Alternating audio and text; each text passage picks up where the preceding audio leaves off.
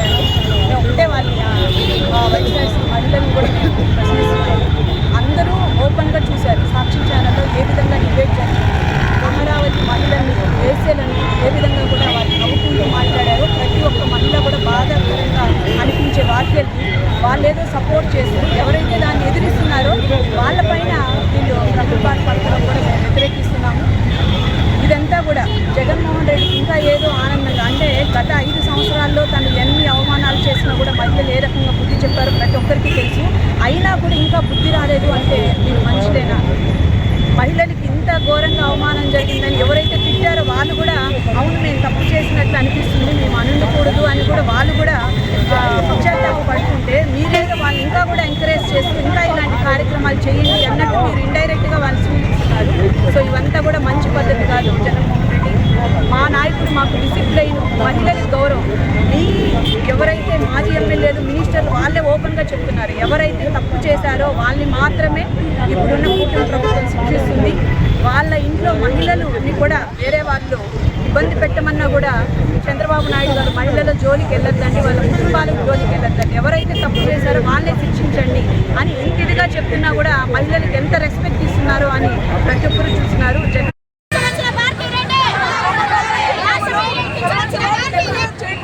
ఇలా మాట్లాడే తప్పు ఆ వయసు చూసి నీకు పేదిస్తున్నాను ఆరోగ్యం ఇవ్వడం జరిగింది. కాబట్టి ఒకటి చరిత్ర తీసుకో జగన్మోహన్ రెడ్డి.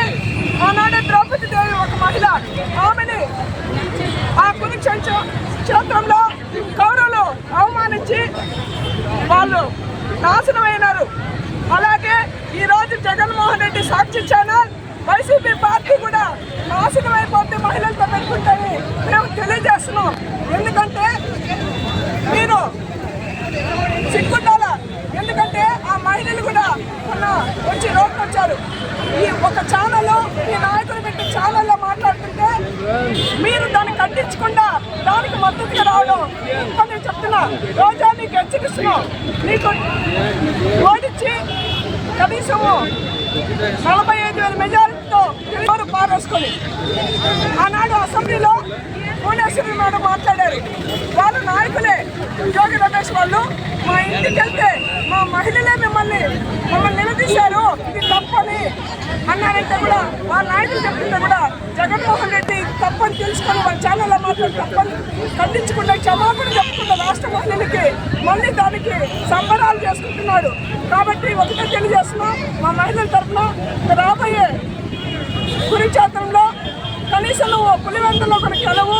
రోజా నీకు నాలుగు చూపునట్టు కోస్తారు కదా, నాలుగు ముక్కు చెవులు అలా కోస్తారు మహిళలందరూ రాష్ట్ర మహిళలు కానీ వాగామంటే మనకు తెలియజేసుకుంటూ ఈ అవకాశం మీ అందరికీ